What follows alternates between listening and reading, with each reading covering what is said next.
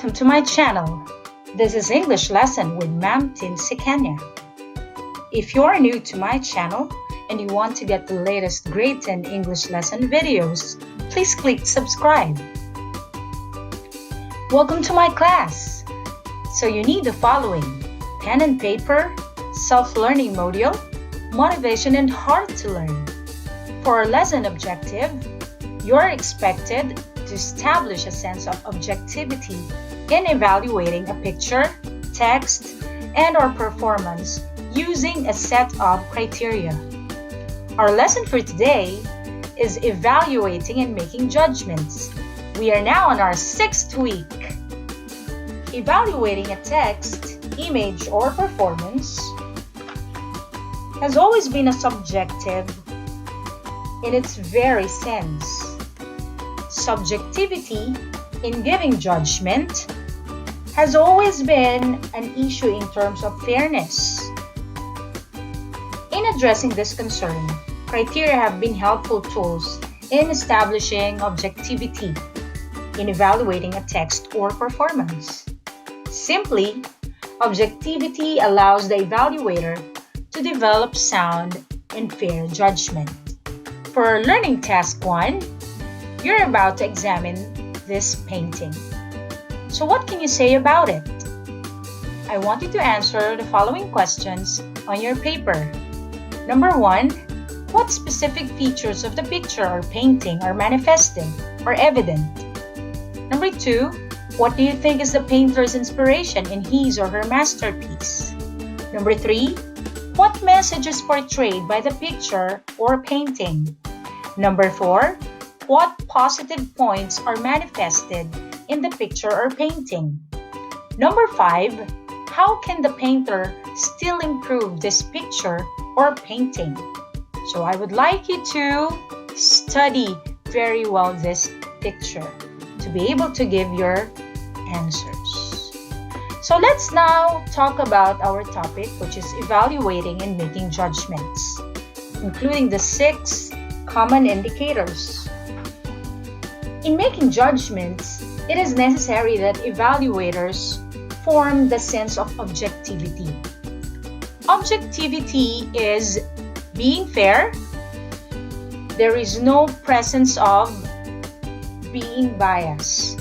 So you're not supposed to be biased when you tend to become objective in making your evaluation. You have to be neutral.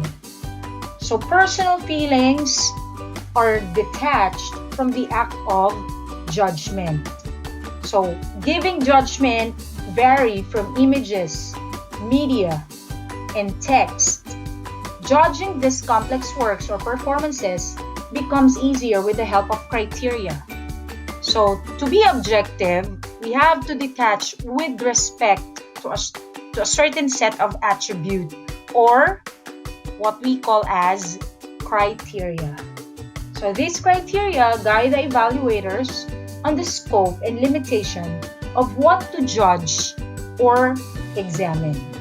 So let's now discuss what criteria is. Basically, criteria are a set of standards and/or principles considered in judging a particular work, output, or performance. So they may vary depending on what is to be judged or evaluated. Example, the criteria in evaluating an essay may be different in evaluating a song.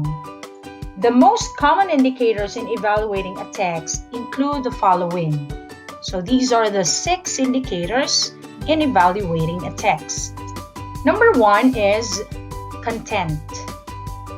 It refers to the idea, concept, focus, or details of the subject matter as discussed in the text.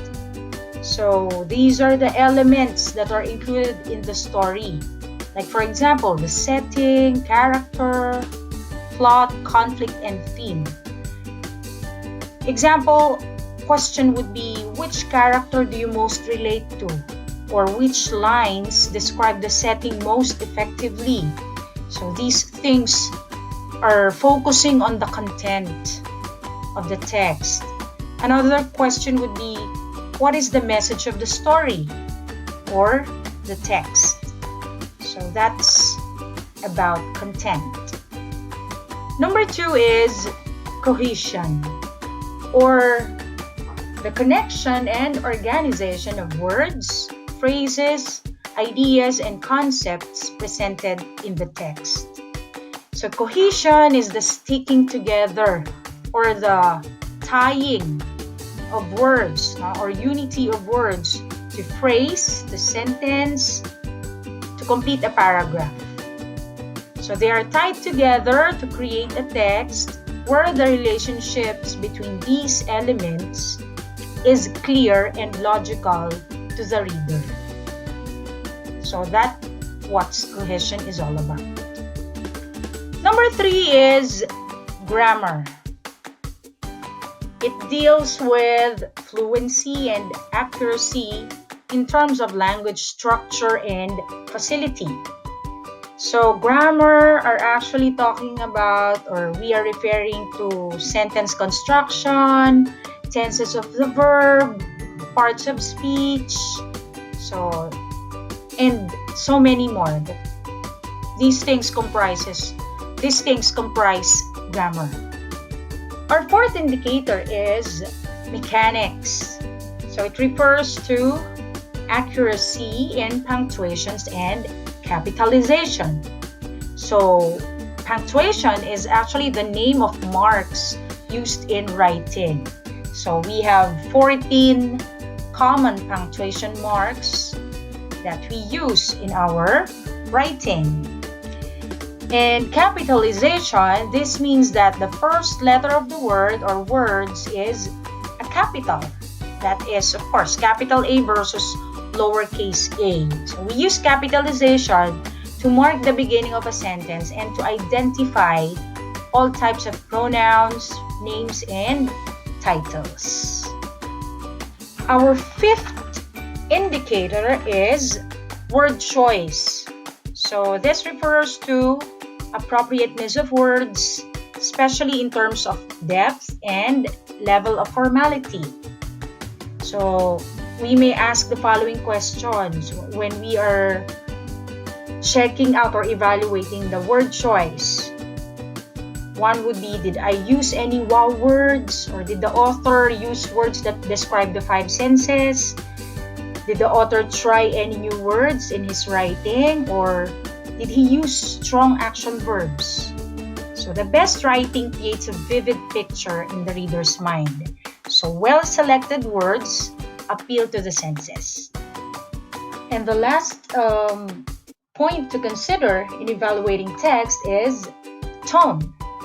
So this refers to the emotion or feelings attached as expressed by the texts.